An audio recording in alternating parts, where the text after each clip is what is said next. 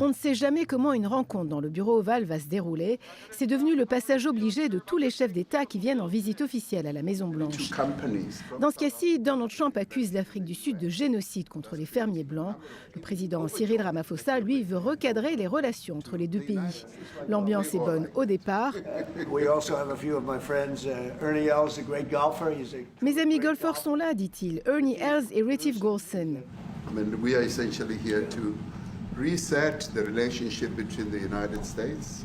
Nous voulons réinitialiser nos relations en matière de commerce et d'investissement, dit-il. Jusque-là, tout va bien jusqu'au moment où le président américain décide de montrer une vidéo. À un moment donné, les gens doivent être tués, dit Julius Malema, leader du parti d'extrême gauche. Ça fait partie de la révolution. Donald Trump poursuit sa diatribe. Le président sud-africain tente, tant bien que mal, d'expliquer que son gouvernement n'a rien à voir avec ce parti. Il y a de la criminalité, dit-il. Les gens se font tuer, mais la majorité sont noirs.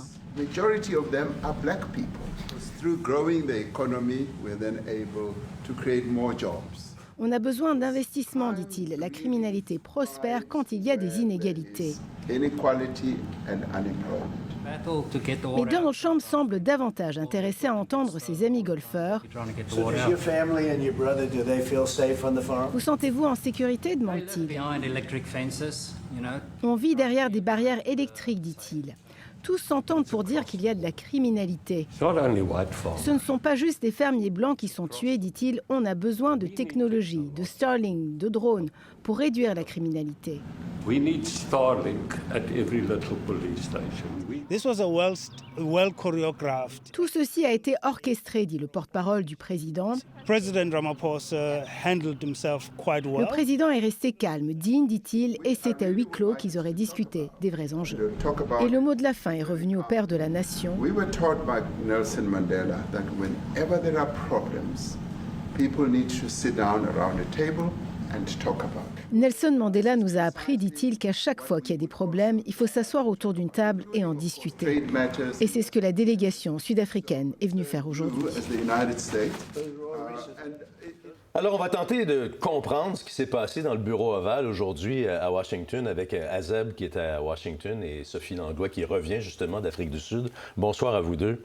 Bonsoir. Bonsoir, Christian. Azeb, il y a les téléspectateurs qui ont vu cette scène-là absolument unique là, aujourd'hui avec Donald Trump et qui se posent la question, pourquoi M. Trump a accueilli son homologue sud-africain de cette façon-là, croyez-vous? Écoutez, on n'est vraiment pas dans la tête de M. Trump, mais on sait qu'il prend un malin plaisir là, à mettre mal à l'aise les dirigeants. On l'a vu avec Volodymyr Zelensky, on l'a vu aussi avec le roi Abdallah de Jordanie quand il lui demandait est-ce que vous allez accueillir des Palestiniens.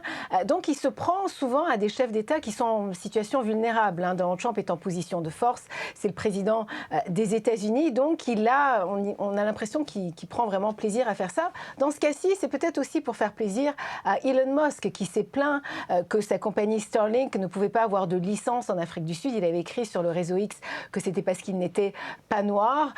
Pourtant, des autorités, une agence sud-africaine dit qu'il n'a jamais soumis la demande d'une licence.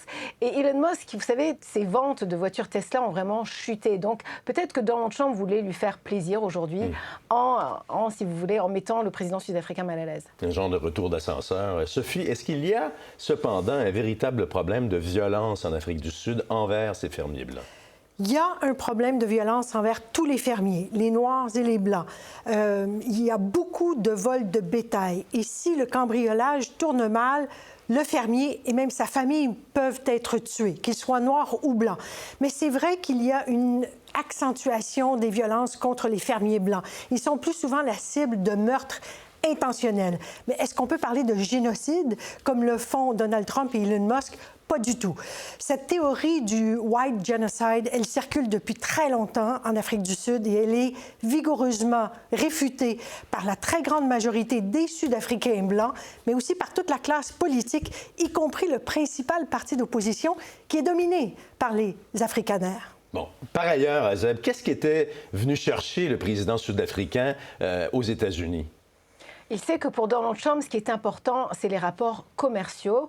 Il y a cette entente que l'Afrique du Sud et d'autres pays africains ont avec les États-Unis.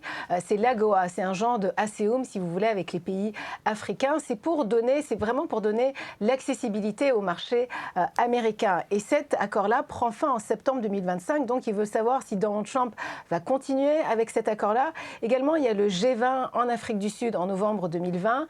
Le président souhaiterait que Donald Trump soit en Afrique du Sud. Donc, il espérait accomplir ces deux choses-là. Évidemment, il a également parlé des minéraux rares, des rapports, des contrats qu'il pourrait y avoir entre les États-Unis et l'Afrique du Sud. Et puis, il y a aussi un autre problème qui n'a peut-être pas été soulevé là quand on parle de fermiers blancs, c'est le partage des terres. Vous savez que la population blanche constitue 7% de la population sud-africaine, mais détient 70% des terres. Donc, ça, c'est un problème qui n'a pas été soulevé, malheureusement, aujourd'hui. Bon, on parle aussi d'exode, d'exode des fermiers blancs vers d'autres pays, les États-Unis, entre autres. Est-ce que c'est vraiment un phénomène, ça, qui est crédible? Est-ce que ça existe, cet exode-là? Est-ce qu'il y a des fermiers blancs qui veulent vraiment quitter l'Afrique du Sud en ce moment? Il y en a sûrement quelques-uns, mais on ne peut pas du tout parler d'un exode.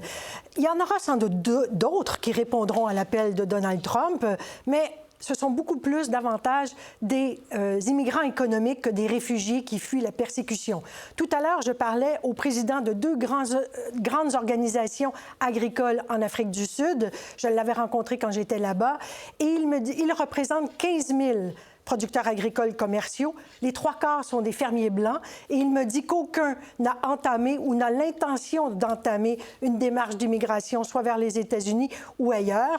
Selon lui, ceux qui ont été accueillis à Washington la semaine dernière sont des gens qui ont perdu leur emploi dans des fermes sud-africaines. Ils sont sans emploi et ils viennent chercher aux États-Unis de meilleures conditions économiques. Azeb à Washington, Sophie à Montréal. Merci beaucoup à vous deux.